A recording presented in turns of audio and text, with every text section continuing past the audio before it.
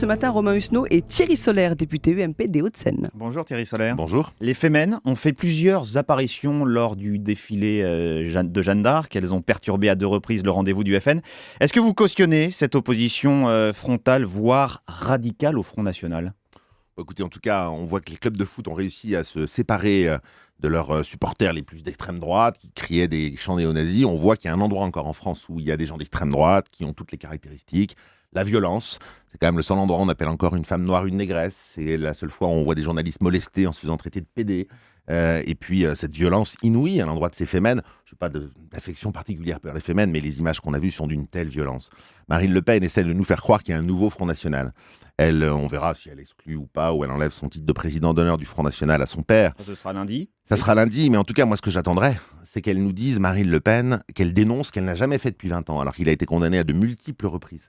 L'abomination que représentent les propos que tient son père depuis des années et des années sur le génocide, sur la Shoah, sur la déportation des Juifs. Là, manifestement, elle prend ses distances. Enfin, elle prend ses distances. Elle dit à son père... Il y a une rupture, en tous les cas, entre le père et la fille. Non, elle dit à son père, c'est plus les propos qu'on a envie de tenir aujourd'hui parce qu'on est passé à autre chose, mais elle ne les dénonce pas sur le fond, elle ne les dénonce pas moralement. Non, ce n'est pas un détail.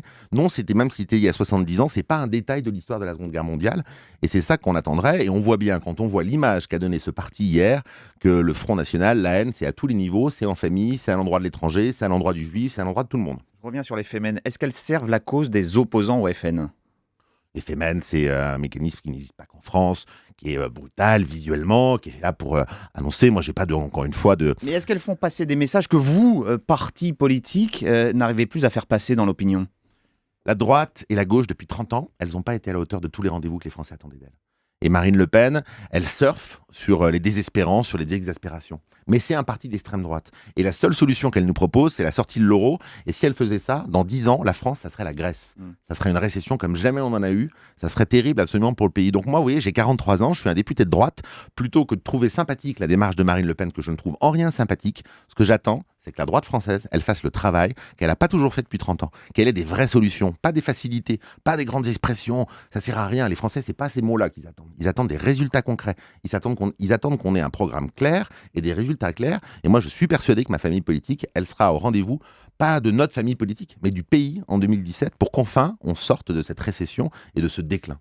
Là, vous parlez économie, mais sur le fond... Non, je ne parle pas d'économie, je parle d'économie, je parle de l'application de la loi. En France, il faut que la loi, elle soit appliquée. Aujourd'hui, on a l'impression qu'on vote des lois à l'Assemblée nationale qui ne sont en rien appliquées sur le terrain. Il faut que l'État se dote de moyens pour enfin être efficace sur ses missions à lui, et puis que la vie économique soit normale et qu'on puisse en créer de l'emploi en France, qu'on en arrête avec ce chômage de masse et 8 millions de pauvres. Sur le fond, quand Marine Le Pen clame à la tribune que sur l'immigration et le communautarisme, la France est hors de contrôle, elle se trompe ? Il n'y a pas suffisamment de contrôle parce que l'État n'est pas suffisamment efficace à faire appliquer ses politiques publiques. Elle ne se trompe pas alors ? Mais non, bien sûr, je vous dis, elle surfe sur ce qui ne va pas. Mais les solutions qu'elle apporte, ça serait bien pire. Hors contrôle. Hors contrôle, le mot est léger et quand même trop excessif. Mais il n'y a pas suffisamment de contrôle. Exactement. On crée des lois, on n'arrive pas à les faire appliquer. Pour ça, il faut qu'on se donne des bons moyens. Qu'il y ait un budget au ministère de la Défense, un budget au ministère de l'Intérieur, un budget au ministère de la Justice qui nous permettent d'avoir des résultats. On ne l'a pas. Et comme on ne l'a pas, les gens le voient sur le terrain. Pourquoi on ne l'a pas ? Parce que l'État, il est présent partout. L'État, il s'occupe de tout. Vous montez une boîte demain matin, vous allez voir l'État s'il est absent. Il est présent tous les jours. Il est une contrainte. Et donc, faisons souffler un grand vent de liberté dans la sphère économique, ressentons les traces sur ces missions régaliennes et ayons des résultats. Les Français, ils n'attendent pas des grandes phrases, ils attendent des résultats de la droite ou de la gauche en fonction des alternances. Et quand il n'y a pas suffisamment de résultats, ce qui a été le cas depuis 30 ans, ça prospère l'abstention, ça prospère l'exaspération. Et le Front National, qui est un parti d'extrême droite, qui n'a jamais rompu avec sa tradition raciste, antisémite, et qui en plus a un projet complètement gazeux sur un plan économique, ne fait que surfer là-dessus. Moi, je vais vous dire, n'attendez pas de moi que je trouve bien ce que fait le Front National. Jamais on ne le fera. Jamais la droite ne s'alliera avec le Front National. Ce que j'attends par contre, c'est qu'on fasse le boulot. Jamais, le boulot que parfois jamais, on n'a pas vous fait. Dites, et quand Christian Estrosi, qui est l'un de vos collègues à l'UMP, assure que la France est confrontée à une 5e colonne islamiste, moi, je n'utiliserai pas... Est-ce de la surenchère ? Je n'utiliserai pas ces mots-là. Et je sais que Christian Estrosi est quelqu'un qui apporte des solutions à Nice. Et ce que les Français attendent de nous, c'est qu'on soit des candidats qui apportent des solutions. Moi, je soutiens Valérie Pécresse en Île-de-France. Pourquoi ? Parce qu'elle apporte des solutions très concrètes à ce qu'il faut faire dans les transports en commun. L'UMP va bientôt devenir, a priori, les Républicains. Ce sont des propos républicains, ça ? Ce pas des propos anti-républicains, c'est des propos que je n'utiliserai pas. Il essaye, mais on est dans le sud là-bas, donc on a ces mots, on a aussi ces réalités-là. Il essaye de dire ce qu'il pense. Moi, je n'utiliserai pas ces propos, mais je vous dis, Christian Estrosi, sa vraie marque de fabrique, et c'est pour ça qu'il est très bien réélu à Nice, c'est qu'il apporte des solutions concrètes. Et pour la région PACA, voter Estrosi en décembre prochain, c'est avoir quelqu'un qui apportera des réponses très concrètes. Donc, après, les verbes, vous le il soutenez faut toujours, faire j'ai bien compris. Mais bien sûr, mais par contre, est-ce dans que le verbe, il cette faut faire sortie attention ne à donne ces surenchères. finalement pas le ton de la prochaine campagne de la droite à l'occasion des régionales? Non, la droite, à l'occasion des départementales, des régionales et surtout à l'occasion des de la régionales, présidentielle, qui sont devant en nous. décembre prochain, Oui. et à l'occasion de la présidentielle, encore une fois, ce qu'elle fera, et j'en suis certain, c'est qu'elle essaiera d'apporter des réponses très concrètes, pas démagogiques, pas des solutions qui sont des facilités verbales pour faire de la surenchère. Ça ne sert à rien, les gens n'y croient plus. Quand les gens votent Le Pen, vous croyez que c'est parce qu'ils adhèrent au programme économique de Marine Le Pen? Pas du tout, c'est parce qu'ils sont désespérés de cette classe politique qui se paye de mots toute la journée dans les médias et qui, en vrai, quand ils sont en bas de chez eux, n'arrivent même pas à faire appliquer le début du code verbale, pénal. donc dites-vous, Christian Estrosi a fait quelque chose Toutes de les facile. facilités verbales, il faut se les éviter. Il faut être crédible et avoir des résultats. Christian Estrosi, il a très bons résultats dans le sud de la France. Et encore une fois, la campagne régionale, elle se fera sur des propositions concrètes. Les Français, ils ne votent plus pour nous quand on n'est pas crédible. Ce qu'il faut, c'est se crédibiliser avec des propositions concrètes qui ne soient pas des facilités et surtout que derrière, qu'on les tienne. C'est ça qui fait que les gens se détournent de nous. Thierry Solaire, mardi prochain, le bureau politique de l'UMP entérinera, ou se penchera plutôt, sur les statuts et le nouveau nom du parti. Les Républicains, c'est un choix pertinent? En tout cas, Nathalie Kosciusko a fait un super travail dans la révision de ses statuts, parce que ça va être un parti plus moderne, plus ouvert, les militants pourront plus participer. C'est pas ma question. Hein. C'est ma réponse. Et deuxièmement, concernant le nom, Nicolas Sarkozy s'était engagé dans un changement de nom. Nous, c'était pas notre choix avec Bruno Le Maire. On considère que c'est et de loin pas la priorité.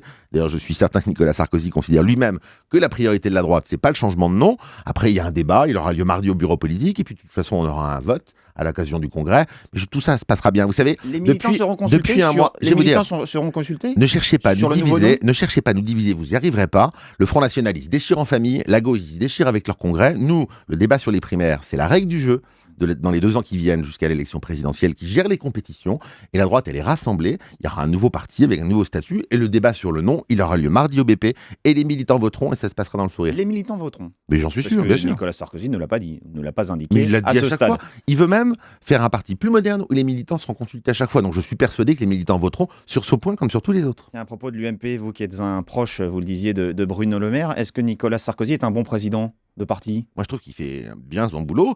Et notamment, il a réussi à créer avec cette primaire, qui maintenant est un débat qui est derrière nous, parce que c'est pas le sujet des Français, la primaire. Le sujet des Français, c'est que la droite, elle propose des solutions à la hauteur des défis que connaît notre pays.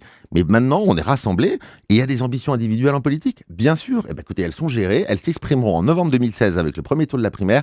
Et celui qui gagnera, ça sera l'homme providentiel de la droite ou la femme. Oui. Nicolas Sarkozy, donc bon président de l'UMP, bon candidat a priori pour 2017. Mais ça sera les Français de droite et du centre qui, j'en suis certain, par millions se mobiliseront pour choisir celui qui permettra de sortir la France de ce déclin, qui choisiront le meilleur. Moi, je n'oppose pas la primaire et l'homme providentiel. L'homme providentiel, il sortira de la primaire. Pourquoi Bruno Le Maire hésite encore à se lancer dans la primaire? Parce qu'il travaille, c'est pas une décision qu'on prend à la légère. Je sais que... Les autres ne travaillent pas? En tout cas, Bruno Le Maire, il travaille. Oui. Il travaille à des réponses concrètes, pas à des facilités. Voilà, Bruno Le Maire, il voit bien que depuis 30 ans, il y a un va y déclin aller ou en pas France.